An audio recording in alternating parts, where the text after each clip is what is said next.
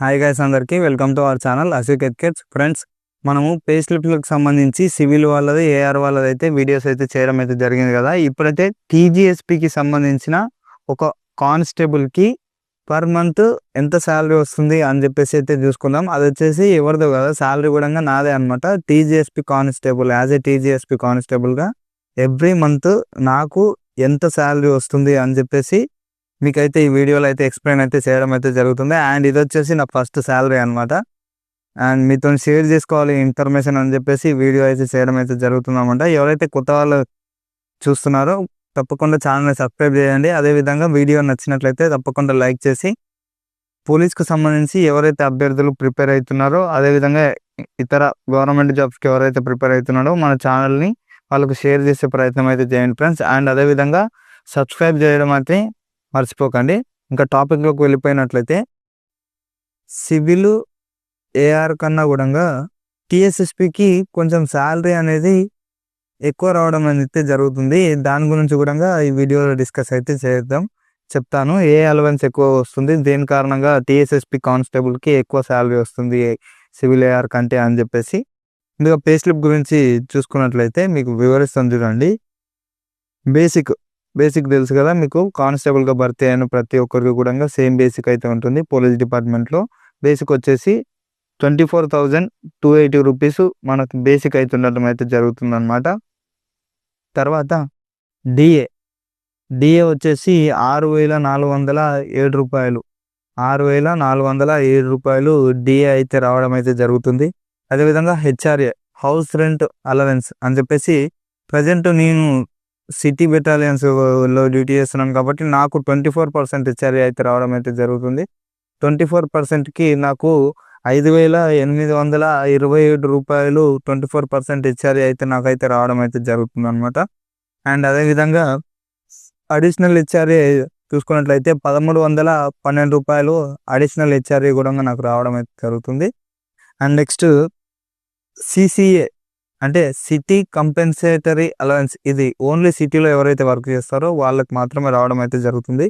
ఇది వచ్చేసి 600 రూపీస్ అయితే రావడం అయితే జరుగుతుంది. నెక్స్ట్ వచ్చేసి రేషన్ అలవెన్స్ వచ్చేసి మనకు పర్ మంత్ 900 రూపాయలు రేషన్ అయితే ఇవ్వడం అయితే జరుగుతుంది.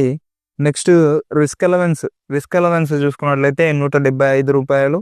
అదేవిధంగా కిట్ మెయింటెనెన్స్ చూసుకున్నట్లయితే 150 రూపాయలు.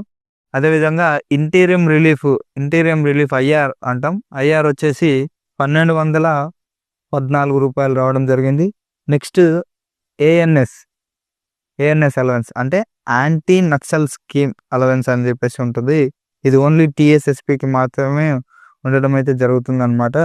ఇది వచ్చేసి 3,642, అంటే మనకు మన బేసిక్లో 15% ఏఎన్ఎస్ అలవెన్స్ అయితే టీజీఎస్పీ కానిస్టేబుల్స్కి రావడం అయితే జరుగుతుంది అనమాట.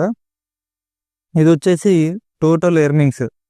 అయితే ఈ టోటల్ ఎర్నింగ్స్ మొత్తంగా చూసుకున్నట్లయితే ఎంత వచ్చింది మనకు శాలరీ అని చూసుకున్నట్లయితే పర్ మంత్ 44,507 రూపాయలు టోటల్ ఎర్నింగ్స్ అయితే రావడం అయితే జరిగింది అనమాట.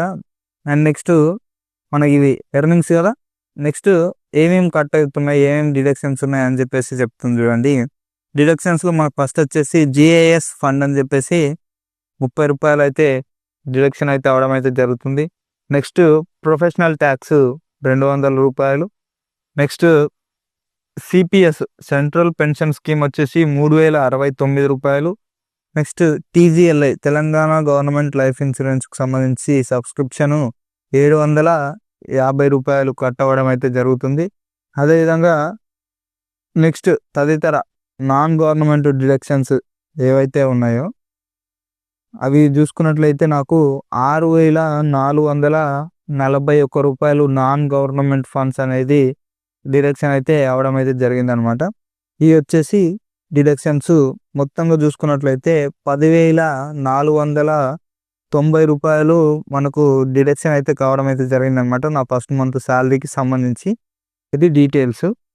అయితే ఈ ఎర్నింగ్స్లో నుండి ఈ డిడక్షన్ తీసేయగా మొత్తం నాకు పర్ మంత్ బై హ్యాండ్ అకౌంట్లో ఎంత క్రెడిట్ అవుతుంది అమౌంట్ అని చూసుకున్నట్లయితే మనకు అక్షరాల నాకు రూ. 34,017 బై హ్యాండ్ అయితే నెట్ క్యాష్ అయితే రావడం అయితే జరుగుతుందనమాట నా అకౌంట్‌లోకి నా సాలరీ పర్ మంత్‌కి సంబంధించి. అండ్ ఇదొచ్చేసి పే స్లిప్‌కి సంబంధించిన డీటెయిల్స్. అండ్ సివిల్ ఏఆర్ కంటే గూడంగా టీఎస్ఎస్‌పీకి సాలరీ ఎందుకు ఎక్కువొస్తుంది అని జెప్పాను గదా! అదెందుకొస్తుందంటే మనకిక్కడ ఏఎన్ఎస్ అని మీకొకటి చెప్పాను. యాంటీ నక్సల్ స్కీమ్‌కు సంబంధించి అది 15% అనేది టీజీఎస్‌పీలో పనిచేసే ప్రతి కానిస్టేబుల్‌కి గూడంగా ఈ 15% అలవెన్స్ రావడం ద్వారా మనకు రూ. 3,642 అయితే అదనంగా అయితే రావడం అయితే జరుగుతుంది. ఇది ఓన్లీ టీజీఎస్‌పీలో పనిచేసే వాళ్ళకి మాత్రమే ఏఎన్ఎస్ రావడం అయితే జరుగుతుందనమాట.